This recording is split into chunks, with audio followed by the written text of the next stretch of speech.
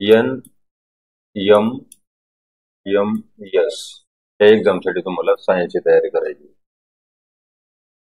आणखी विज्ञानाची तयारी कशासाठी करतो आपण, समजा तुमच्या हिशोबाने कशासाठी करायला पाहिजे? विज्ञान सायन्स मोठ्याने बोलायचं म्हणजे आवाज. ते 8वीचं सायन्स आहे, बरोबर आहे. NMMS ह्या परीक्षेला तुम्हाला कोणत्या विचारतेचा अभ्यासक्रम माहिती आहे का? 8वीचा विचारते का 7वीचा का 6वीचा?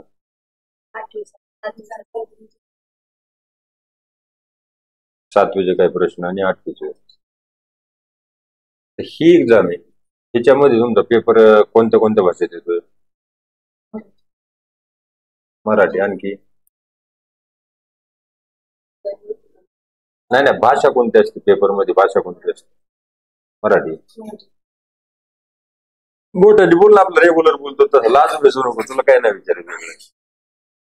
मराठीमध्ये पेपर होणार आहे, बरोबर आहे. तुम्ही आता 8वीला येतो आणि तुमचं सायन्स आहे इंग्लिशमध्ये, सेमी इंग्लिशला असल्यामुळे. आता ह्याच्यात अडचणी काय येतात, नेमकं काय करायला पाहिजे आपण? तुमच्या हिशोबाने कसं समजतंय बा, मला एक असं विचारायचं, काय करायला पाहिजे समजण्यासाठी व्यवस्थित?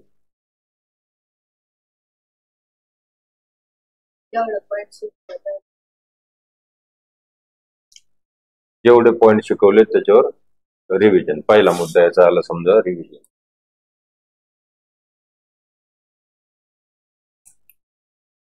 आणखी रिव्हिजन झाला एक भाग. पेपर आहे आपला मराठीमध्ये, बरोबर आहे. तुमचा अभ्यासक्रम आहे इंग्लिशमध्ये, बरोबर आहे का नाही? आणि परीक्षेचं आपलं नाव आहे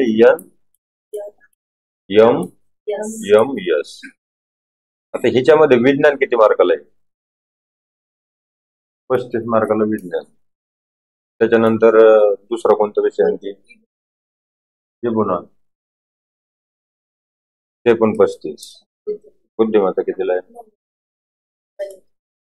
90. आणि गणित फक्त 20 मार्काला आहे फक्त. टोटल किती झाले मग? 180 मार्क. आणि ह्याच्यापैकी किती पाडावं लागते? त्याच्यापैकी 100 प्लस पडले पाहिजे, बरोबर आहे. आता हे शाळेमध्ये तुम्हाला मराठीत शिकवतात का NMS?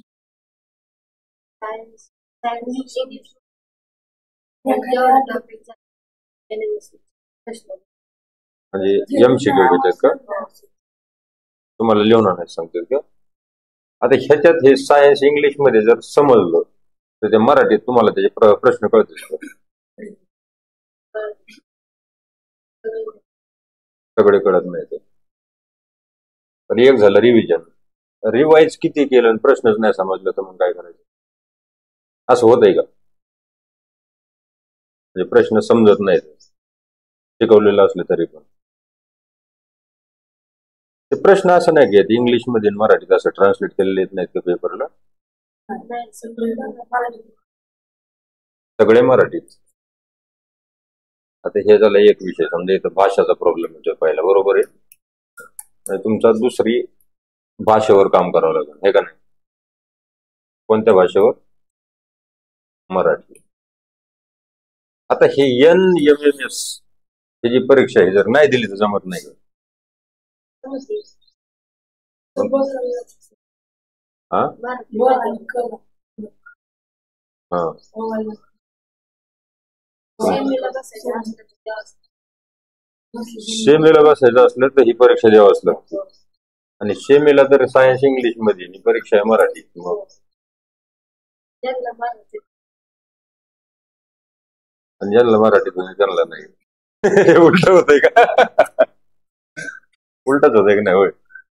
आता मला एक सांगायचं, आता हे तुम्हाला भाषा समजा इंग्लिश मध्ये विज्ञान समजतंय का मराठीमध्ये? मराठीमध्ये समजतंय. शाळेत शिकवतात कोणत्या भाषेत? शाळेत शिकवतात इंग्लिश. तुम्हाला समजतंय मराठीमध्ये. तुमचं टार्गेट ही परीक्षा, ती पण आहे मराठीमध्ये. आणि तुम्हाला ती द्यायचीच का? 100%. बरं, आता ते झालं. आपलं काम कशावर करावं लागेल? आता आपल्याला तुम्हाला एक रिव्हिजन बार बार करावं लागेल, त्याचं तुम्हालाच करावं लागेल ना, त्याच्या शिक्षकाचा काही रोल नाही. शिक्षकांनी तर रिव्हिजन करावं तुमच्या जागेवर. आणि दुसरं आता भाषेचा प्रॉब्लेम आहे. आता याला तुम्हाला हे सगळं मॅनेज करावं कसं लागेल, तुला काय वाटतंय? तू सांग आधी. मोठ्या आवाजात सांगायचं, मला बरोबर ऐकू आलं पाहिजे. लाजच नाही बिलकुल, मला डायरेक्ट सांग की तुला काय केल्यावर तुला असं हे वाटतंय की क्लिअर होईल बघ तुझ्या. इंग्लिश मध्ये सायन्स मॅथ्स. म्हणजे इंग्लिश मध्ये त्याच पुस्तकाचा वापर करायचा आणि मराठीत व्यवस्थित समजावून सांगायचं, असं केलं. तसं केल्यावर होईल का मॅनेज सगळं? 100%. किती धडे आहेत टोटल सायन्सचे आपले? 19 धडे. आणि परीक्षा कधी असते? डिसेंबर मध्ये. आणि तुमचं फायनली सायन्स कधी संपतं शाळेमधलं? डिसेंबरच्या आधी. दिवाळीच्या आधीच 2 महिने. 2 महिने टोटल सायन्स संपत होतं. सगळे आणि पण ते सगळ्याला समजतं का तुम्हाला इतक्या स्पीडने शिकवलेलं? आपण त्या परीक्षेसाठी समजणं गरजेचं आहे ना. समजतंय का सगळं? किती टॉपिक झाले तर काय चाललंय काहीच कळत काय चाललंय काहीच कळलं नाही. त्याला आपला डिसेंबर, 8वीचं डिसेंबर. आपण जर इथं मी कसा शिकवतोय असं वाटतंय तुम्हाला इथं? नाही. त्याच्यात होतंय का तुमचं मॅनेज होईन असं वाटतंय का आज तसं शिकवलं तर? कसं मी कशा पद्धतीने शिकवतोय आणि तुमच्या शाळेत आणि माझ्या याच्यात काय फरक पडतोय? पुस्तकं नाही का हा शाळेत इंग्लिश हा. आणि तुम्हाला इंग्लिश समजत नाही. आता इंग्लिश जेवढं आपण शिकवलंय, एक टॉपिक समजा आपला संपलाय, तो तुम्हाला इंग्लिश टू इंग्लिश समजतोय का? नाही नाही, इंग्लिश मध्ये पुस्तक वाचल्यावर आता समजत आहे का सगळं? 100%. विचारणार आहे ना, खोटं नाही सांगायचं. बस आता आपण पुस्तक चालू करू. आपल्या झालेल्या याच्यापैकी पुढचं नाही विचारणार तुम्हाला काहीच.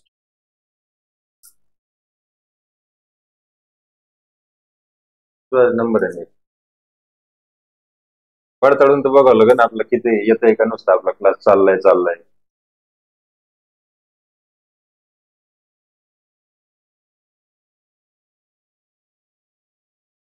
कधी धडा चालू होतो? आता पहिला धडा आहे, बरोबर आहे. हो. मला हे सगळं समजून सांगायचं. कोण सांगते दोघांपैकी की हे काय भानगड आहे?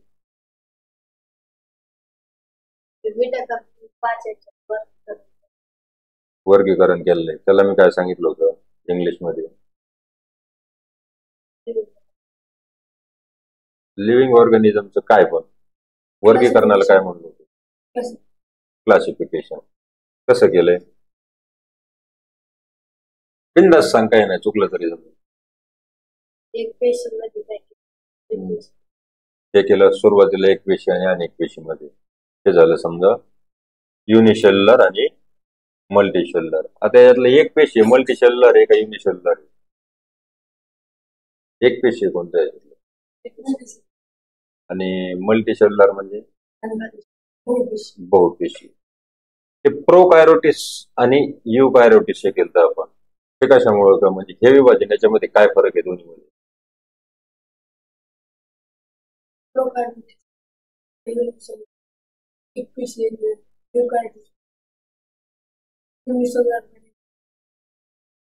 हे झालं पहिलं समजा डिफरन्स. प्रोकायरोटिस मध्ये युनिसेल्युलर पण येतात आणि युकायरोटिस मध्ये दोन्ही पण येतात. आता या दोन्ही मधल्या युनिसेल्युलर मध्ये फरक काय असेल? दोन्ही युनिसेल्युलर आहेत ना, दोन्ही गटात कशा म्हणतात? त्याच्यामध्ये बॅक्टेरिया ते तर आहे समजा, ते एक्झाम्पलला झालं. पण ह्या दोन्ही मध्ये एक ठळक फरक मी सांगितलं होतं मल्टी युनिसेल्युलर मध्ये दोन्हीतलं. न्यूक्लियस वगैरे काही सांगितलं होतं? काय सांगितलं होतं? म्हणजे त्यालाच आपण काय म्हणतो, ठेवू कसा न्यूक्लियस असतो? डिस्टिंग न्यूक्लियस कोणत्यात असतो? त्यातून कोणत्यात? युकायरोटिस मधल्या का प्रोकायरोटिस मधल्या? युकायरोटिस मधल्या युनिसेल्युलर मध्ये डिस्टिंग न्यूक्लियस असतो, बरोबर आहे. हे झाले 2. आता खाली आहेत मल्टी सेल्युलर. याच्यानंतर आपण मायक्रो ऑर्गॅनिझमचं क्लासिफिकेशन शिकलो होतो, आठवतंय का नाही? आता ह्याच्यामधले हे एवढे जे किंगडम इथं आलेत आपले, ह्याच्यामधले मला फक्त एवढं सांगायचं की कोणते कोणते ह्याच्यामधले, त्याला फक्त खून करायचे किंवा सांगायचं. तुम्ही बोटान डायरेक्ट खून करू शकता. हे जे क्लासिफिकेशन केलेलं फिट करायचं, बरोबर आहे? ह्याच्यामधले मायक्रो ऑर्गॅनिझम मध्ये कोण कोण जाते? त्याच्यातले 3 गट जातात मायक्रो ऑर्गॅनिझम मध्ये. ते कोण कोणते येतो?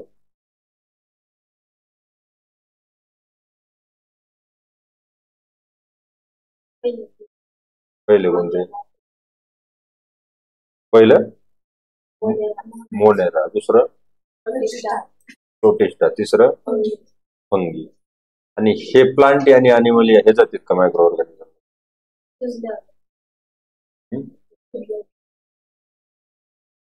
कुजल्यावर त्याच्यावर फंगी होती आणि ती फंगी जाती फक्त मायक्रो ऑर्गॅनिझम, बरोबर आहे का नाही? हे आता हे झालं समजा क्लासिफिकेशन, बरोबर आहे? एखादं वाक्य वाचून मला त्याचा अर्थ सांगायचा होता, मला पाहिजे तुम्हाला समजते किती.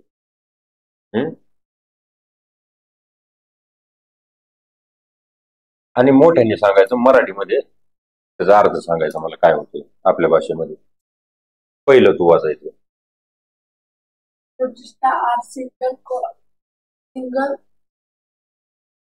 celled organisms with well-defined nucleus included in nuclear membranes. पुन्हा वाचायचं. Protist are single celled organism with well defined nucleus enclose in nuclear membranes, असं वाचायचं. वाचव पुन्हा. Protista are single-celled organisms with well-defined nucleus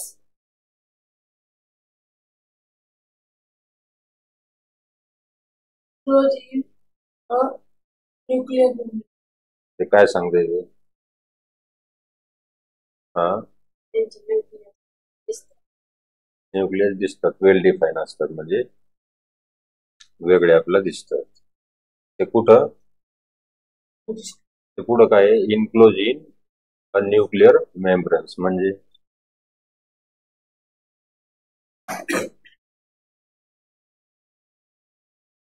त्याच्यामध्ये इनक्लोज असतात, म्हणजे बंदिस्त असतात, आहे का नाही?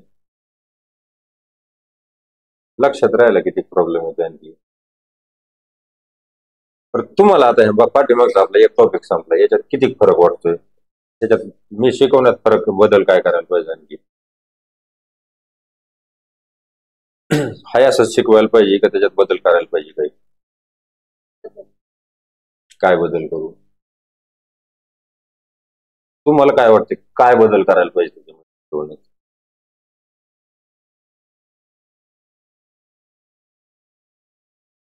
नाही, तुला वाटतोय बदल करायला, त्याला वाटलं नाही, त्याला विचारतोय सेपरेट. तुला काय बदल करावा वाटतो याच्यात? तो बोर्ड बंद करून व्हाईट बोर्ड वापरला तर म्हणतो आपल्याला त्याच्यावर जास्त समजा का व्हाईट बोर्डवर, असं विचारतो मी. बरं, बोर्डचा विषय संपला, हेच ठेवायचं. दुसरं, त्याच्यावर शिकवल्याच्या नंतर हे मी तुम्हाला काही दाखवणार नाही, मी सांगणार सगळं समजावून.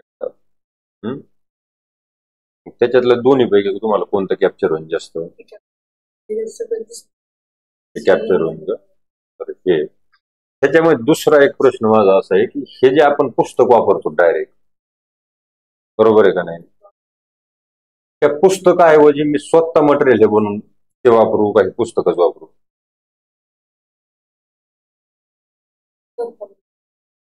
स्वतः वेगळं मटेरियल बनवू का यासाठी? त्याच्यातून समजणं असं वाटतं तुम्हाला जास्त स्वतःच्या मटेरियल मधून? कसं काय?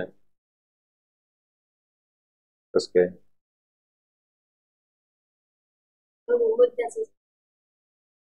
नाही, सगळं काढणार. ह्याच्यात मुद्द्याच आहे सगळं, मुद्द्याच्या बाहेर काय सगळं महत्वाचं आहे ना, मुद्द्याच सगळं. ऍक्टिव्हिटीज आपला करावाच लागणार. ऍक्टिव्हिटी केल्याच्या नंतर काय होत असतं, आपलं प्रॅक्टिकली नॉलेज असल्यासारखं येत असतं आपल्याला, त्याच्यामुळे ऍक्टिव्हिटी करायची असते. त्याच्यामुळे ऍक्टिव्हिटी जर करायच्या तर ऍक्टिव्हिटी उलटी घरी जाऊन करत जायच्या, सायन्सची मजा घ्यायची. आता तुम्हाला पहिलं समजणे हा प्रॉब्लेम आहे, बरोबर आहे. तो प्रॉब्लेम किती टक्के सॉल्व्ह होते आपल्या क्लासमध्ये असं वाटतंय समजायचा? शिकवताना सगळं समजत का 100%? आणि लक्षात राहत नाही. किती वेळाच्या नंतर विसरत सगळं, सकाळपर्यंतच्या दिवशी आणि तुला 2-3 दिवसामध्ये विसरत. त्यासाठी काय करावं लागेल वाटतंय? कधी कधी विसरत, कधी कधी कायमस्वरूपी.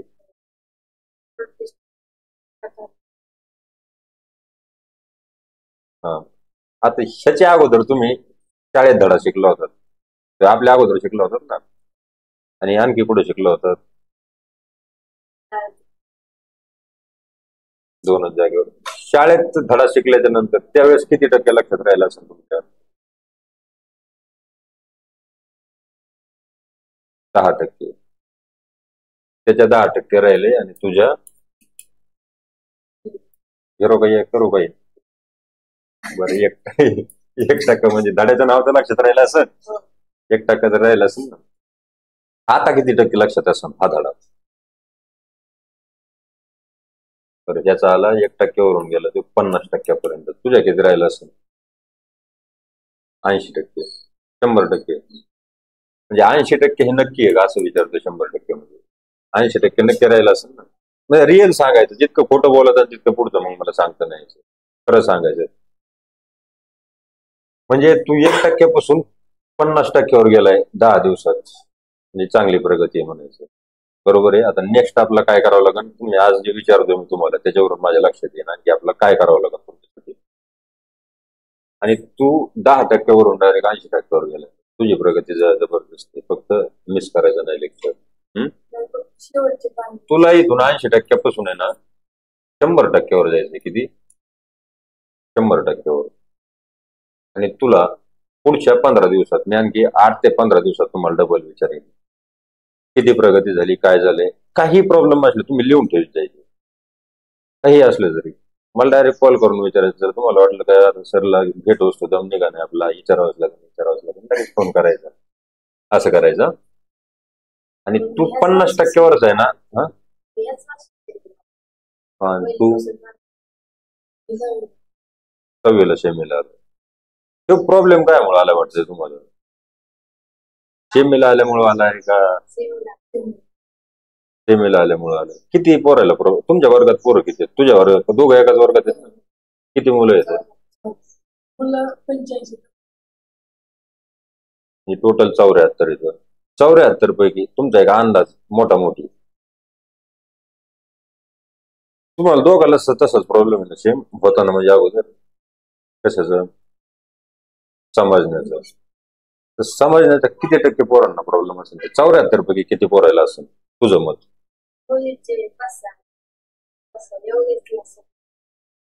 म्हणजे मुलींमध्ये 74 पैकी समजा 5-6 म्हणजे 10 ते 12 पोरांना समजतंय म्हणायचं. तुझं काय म्हणते? 10-12. आता याच्यातल्या परफेक्ट समजणारे किती किती जणांना परफेक्ट समजत असेल? 3 ते 4 जणाला पूर्ण विषय व्यवस्थित समजतो, बरोबर आहे. तुमच्या 74 मधले वर्षी 4 चांगले निघले, बाकीच्या 70चं काय? 74 विद्यार्थ्यांपैकी 70 विद्यार्थ्यांची अडचणच आहे ना, बरोबर आहे का नाही? तुम्हाला असं कधी विचारलंय का सरांनी की तुम्हाला अडचण काय असं विचारलं का? तुम्ही सरांकडे जातात का मला अडचण आहे म्हणून? कमून म्हणजे सरांकडे जायची भीती वाटते का? कशामुळं? आपण येते काय खवळते? खवळ्याची भीती वाटते खवळ्याची आधीच, तुम्ही डरपोक बनवलं का? बर, आता पहिली गोष्ट आपलं काय, तुला मत आहे ना बदलायचं हे, माझी सेपरेट मटेरियल बनवू ना मी. आता त्याच्यात दोन गोष्टी करू. तुमचे समजायचं, तुम्ही रिव्हिजन करतात का मी सांगितलेलं आणि सरांनी सांगितलं शाळेतलं? हे बी वाचायचं जेवढं पाहिजे तेवढं वाचायचं. खोकलं पाणी पित, पाण्याची बाटली कर गाडीने, ते सांगते तेवढं वाचितात तुम्ही. पण वाचल्यावर काही तपासायला लागा नाही का? नुसतं वाचलं शब्द पुढे पुढे वाचायचं. काय त्यात वाच. तुला आपण ज्यावेळेस सुरुवातीला तुम्हाला म्हणलं होतं मला वाचायला पण अडचणी, बरोबर आहे. वाचायचा प्रॉब्लेम किती सॉल्व्ह झालाय वाटतं आता. त्याचा उपयोग आपल्याला वाचायला झाला ना. किती टक्के फरक झाला असेल बरं? आणखी किती दिवसात परफेक्ट येईन वाटतं? महिना दीड महिना. आता मी दिलेलं सेपरेट जर तुम्हाला मटेरियल दिलं तुम्हाला समजण्यासाठी आणि ते तुमचे NMMS विज्ञानला किती मार्क पडण्याची पडते ना तुमची इच्छा आहे पडावं? पैकी पडावं. पैकी पडावं अलीकडे थोडं तू पण ये इकडे समोर. तुम्हाला दोघांना वाटतं पैकीच्या पैकी पडत पण गॅरंटी लागत नाही म्हणायची, बरोबर आहे ना? पाणी पिलं का? पाणी शुद्ध पाणी आणलं मी बरोबर. माझी भीती वाटते का खवळण काही करीन? मी जर एखाद्या दिवशी जर क्लासला नाही आलो तर वाईट वाटत का? उलट बरं वाटतं क्लासला नाही आलं. आठवड्यात आपण 2-3 सुट्ट्या आणायचो. हा, दररोज भेटलो नाही वाटत का? जर नाही आलो तर मी 3-4 दिवस नव्हतो त्यावेळेस, माहित होतं म्हणून काय नाही वाटलं. तर आता याच्यामध्ये दुसरं काय करू, तुम्हाला मी नोट्स देत जाईन आता. मोबाईल घरी दोघांकडे बी आहेत का? तुझ्याकडे मोबाईलच नाही का? बहिणीकडे तुझ्या? कोणाकडेच नाही मोबाईल तिथं? तर मग तू नोट्स कसं करत जाऊ? तुला मी पाठविले असं तुम्हाला नोट्स मोबाईलवर. नाही तर मग याला नोट्स पाठवल्या का मी, बरं का? त्याच्या प्रिंट काढून घेत जाशील का? त्याच्याकडून किंवा दोघांनी प्रिंट काढून घ्यायचं. तुम्हाला NMS ला पैकीच्या पैकी मार्क पडायचे ना. तुम्हाला पैकीच्या पैकी मार्क, तुला जे 1% समजत होतं की 1%, ते काही सोपं नाही तिथून पैकीच्या पैकी जाणं. ते आपलं म्हणणं सोपं आहे, होय. त्याला पैकीच्या पैकी मार्क पडणं सोपं नाही ना. 20 पैकी 4 पडलेत का तुम्हाला? कधी? हा, 20 पैकी 4 पडले का?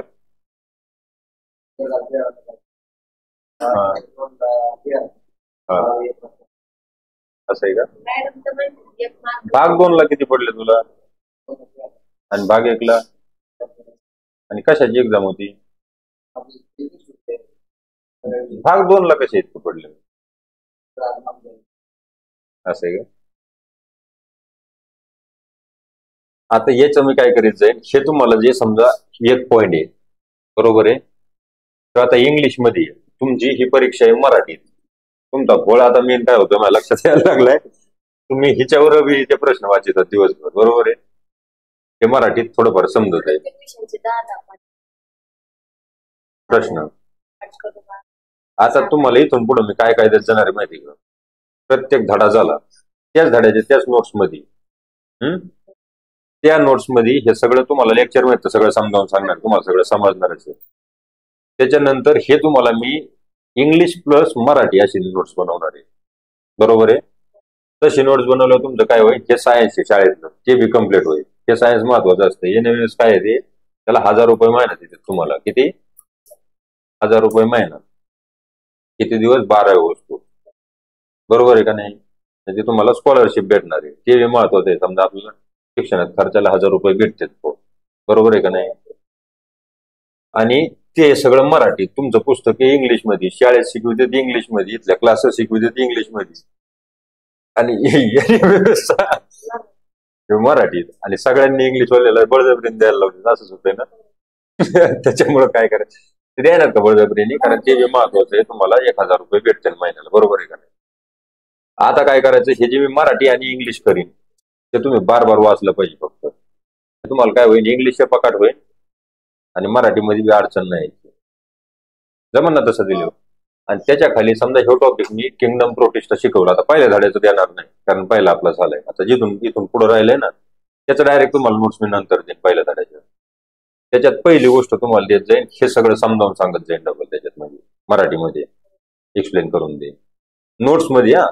पहिल्या सूट मी शिकवणार, दुसरं तुम्हाला त्या नोट्स देणार, नंबर 3 ते जेवढं शिकवलं त्याच्यावर जेवढे जेवढे प्रश्न बनू शकतील, वाकडे तिकडे फिरून फिरून जेवढे प्रश्न बनू शकते तेवढे मी तुम्हाला देणार.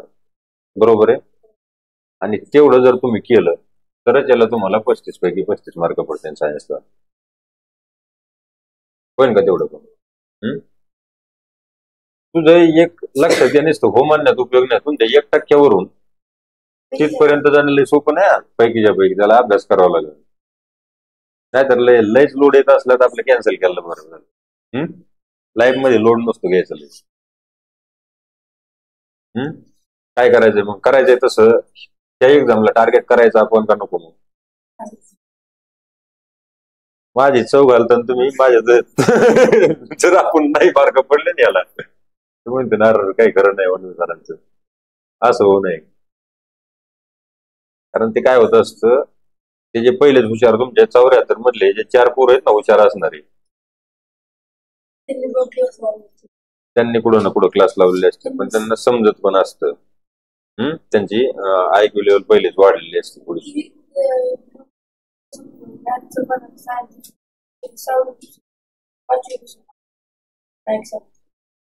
5वी पासून किती जण आहेत ते? 4 जण का तुमच्या वर्गात? तुम्हाला असं वाटतं का पहिल्या धड्यात तुम्ही त्यांच्या लेवलला गेलात? पहिल्या चॅप्टर मध्ये फक्त दुसरा आपला जर राहिला ना आणखी शिकायचं, पण पहिल्या चॅप्टर मध्ये तर त्यांच्या लेवलला असतात ना 100%.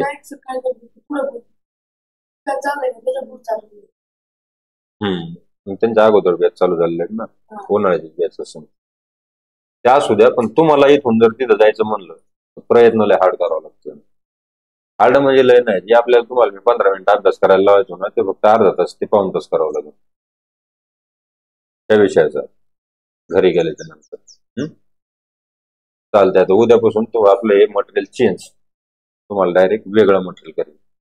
त्याच्यात मराठीचं असं शिकवताना तेच वापरणार आपण आणि तुम्हाला नोट्स म्हणून तेच देणार. म्हणजे काय होईल, तुम्हाला दोन्ही मॅच होईल. पण त्याच्या फक्त खर्च काय वाढून तुम्हाला त्याच्या प्रिंट काढावं लागतं. बरोबर आहे का नाही? पण प्रिंट काढून अभ्यास करायला बरा असतो. मोबाईलवर काय होतं, डिस्टर्ब होतो म्हणून. त्या प्रिंट घ्यायच्या, किती लेक्चरच्या 5-6 प्रिंट होत्या लय झालं तर प्रत्येक लेक्चरच्या. प्रिंट काढायच्या किंवा काहीतरी किंवा मोबाईल मध्ये ऍडजस्ट, तुम्हाला जसं वाटेल तसं ऍडजस्ट करावं.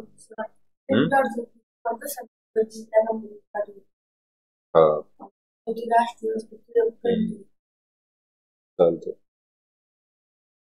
प्रिंटर जर असले तर सोपं आहे, मग घरची घरी निघत आहे. एकदम कलरफुल नोट्स बनवू का आपल्या पांढऱ्या कागदावर बनवू?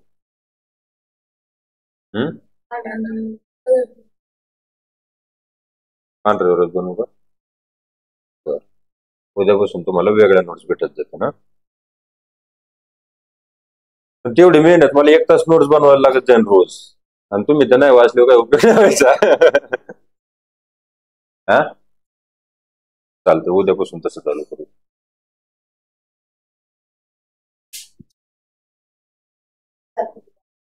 चल, तुझा नंबर आहे.